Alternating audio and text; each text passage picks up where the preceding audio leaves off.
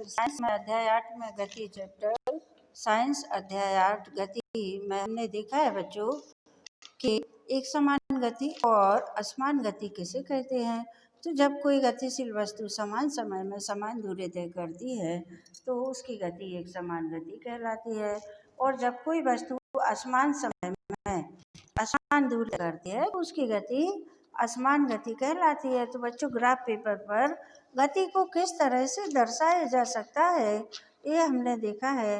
गति के ग्राफ ही है प्रदर्शन में दूरी और समय का ग्राफ हमने देखा, वेग और समय का ग्राफ हमने देखा, असमान गति का ग्राफ देखा, समान गति का ग्राफ देखा, और हमने देखा कि एक समान त्वरित गति से गतिमान किसी कार का वेग समय ग्राफ कैसे हम निकाल सकते हैं। आगे हम देख रहे हैं ग्राफीय विधि से गति के समीकरण।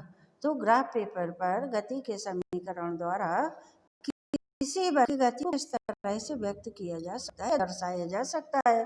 तो गति के समीकरण जो कि न्यूटन ने दिए थे, ये 3 समीकरण है। v = u + at पहला समीकरण है, s = ut + half at square ये दूसरा समीकरण है, और 2as = v² - u स्क्वायर ये तीसरा समीकरण है। तो बच्चों अभी देख रहे हैं गति का पहला समीकरण v = u + at, जिसको कि कल हम क्लास में क्लियर इसको कर चुके हैं, समझ चुके हैं। उसी के द्वारा हम वेग समय संबंधी समीकरण को हम ग्राफ पेपर पर कैसे दर्शा सकते हैं, किस तरह से इसको व्यक्त कर सकते हैं। तो जैसा कि चित्र 8.8 है, गति के समीकरणों को प्राप्त करने के लिए एक समय ग्राफ, ठीक है। तो कोई वस्तु जो कि एक समान त्वरण के साथ में चलती है, तो एक समान त्वरण यानी गतिशील वस्तु के वेग में इकाई समय में जो परिवर्तन होता है वह वस्तु का त्वरण कहलाता है। इकाई समय में वेग में परिवर्तन की दर को त्वरण कहते हैं।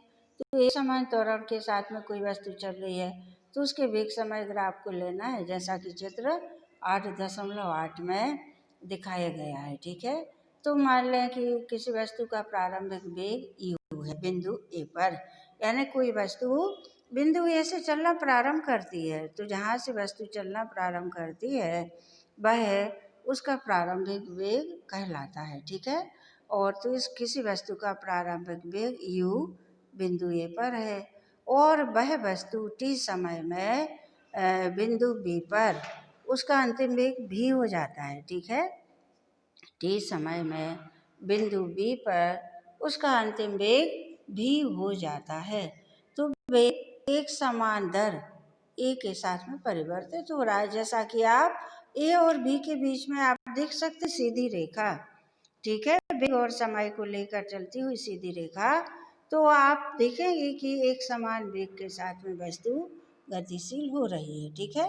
तो बिंदु B से हमें 2 लंब डालना है, एक डालना है समय की ओर यानी C की ओर, ठीक है। तो B और C के बीच में हम एक लंब डाल देंगे, और दूसरा लंब हमें डालना है दूरी की ओर, तो बिंदु B से E की ओर, ठीक है। तो यह हो जाएगा, एक हो जाएगा वेग समय और एक हो जाएगा वेग और दूरी के बीच का ग्राफ, ठीक है। तो ये हमने लंब डाल दिए, अक्ष खींच दिए।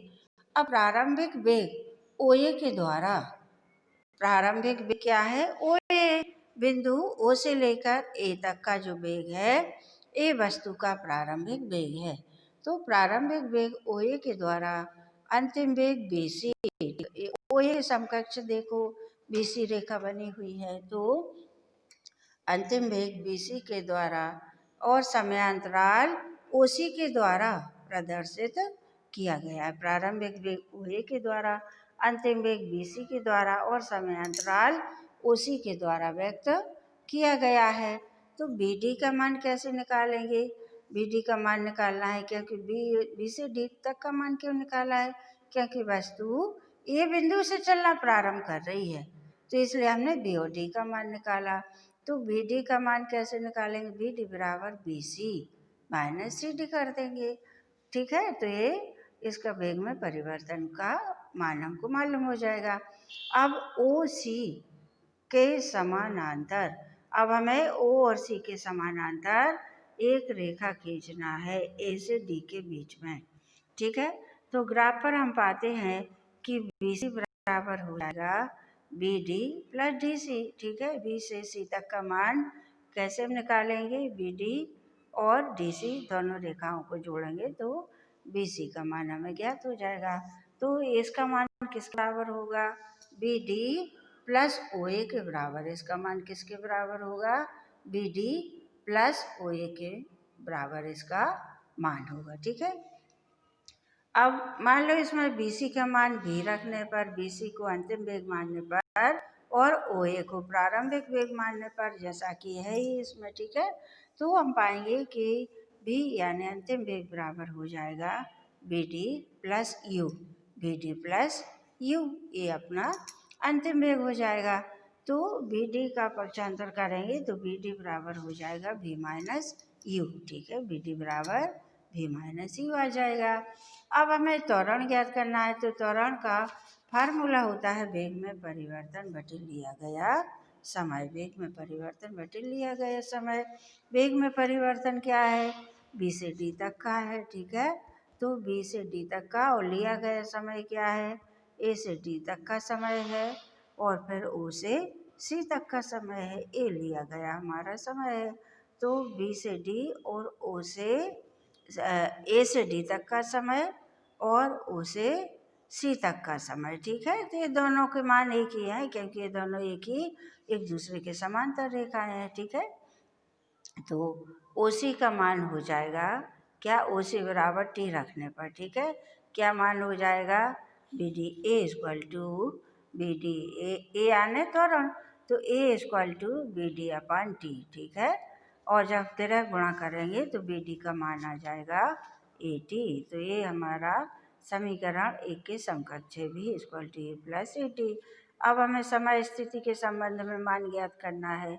तो मान लें कि वस्तु एक समान त्वरण A से T समय में S दूरी को तय करती है। ठीक है, त्वरण A है, समय T है और दूरी S है।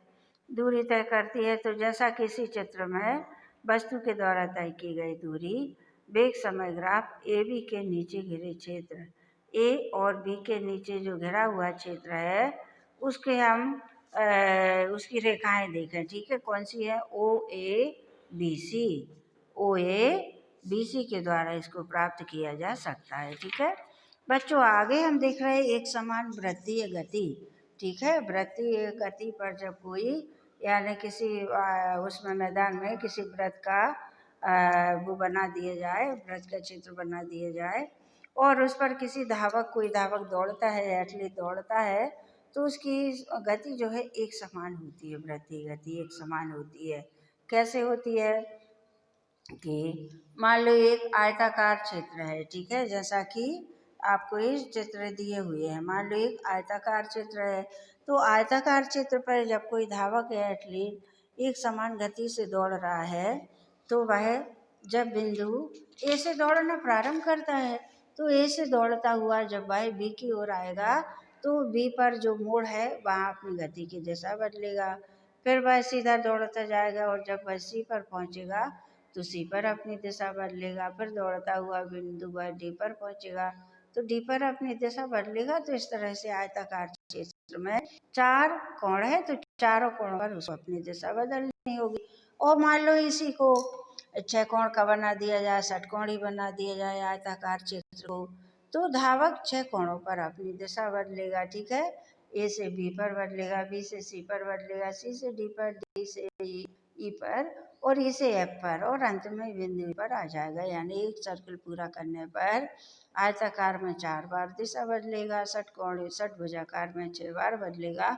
और मान लो इसी षट को अष्टकोणी कर दिया जाए तो धावक 8 बार अपनी दिशाएं बदलेगा और तब उसका एक चक्कर पूरा हो जाएगा। तो इसी तरह से मान लो हम इनके कोणों की संख्या बढ़ाते हैं, 8 से 10 कर दें, 12 कर दें, 12 से 14 कर दें, तो एक समय ऐसा आएगा जबकि ये एक गोल सर्कल में परिवर्तित हो जाएंगे, यानी एक वृत्त में परिवर्तित हो जाएंगे। ठीक है, और वृत्त पर जो धावक है, जो एथलीट है, तो वृत्त पर आने के बाद उसकी गति एक समान त्वरित गति हो जाएगी। ठीक है, तो वे उसके वेग में परिवर्तन गति की दिशा में परिवर्तन के कारण होता है। वेग में वैसे तो धावक या एथलीट जो है एक समान गति से दौड़ता है, लेकिन उसके वेग में परिवर्तन कब होगा? जब अपनी गति बदलेगा। तो जब वृत्तीय रास्ते पर कोई धावक दौड़ेगा तो उसको अपनी गति की दिशा नहीं बदलना पड़ेगी और वह ए बिंदु से प्रारंभ होकर ए बिंदु तक आते आते वृत्तीय रास्ते पर उसका वेग एक समान होगा। ठीक है, तो इसे एक समान गति कहा जाता है। ठीक है, अब वृत्तीय रास्ते पर ठीक है दौड़ता हुआ कोई ही धावक एक त्वरित गति का, त्वरित यानी एक समान, तेज और एक समान गति का उदाहरण है। ठीक है, तो जैसा कि हम जानते हैं कि त्रिज्या r वाले वृत्त की परिधि कितनी होती है? मान लो वृत्त की त्रिज्या r होती है तो उसकी परिधि कितनी होती है? 2πr होती है। तो अगर कोई एथलीट r त्रिज्या वाले वृत्तीय पथ का एक चक्कर लगाने में t समय लेता है, ठीक है, तो उसको हम किस तरह से व्यक्त करते हैं? t equal to 2πr upon t। ठीक है, परिधि, वृत्त की परिधि कितनी मानी जाती है? 2πr।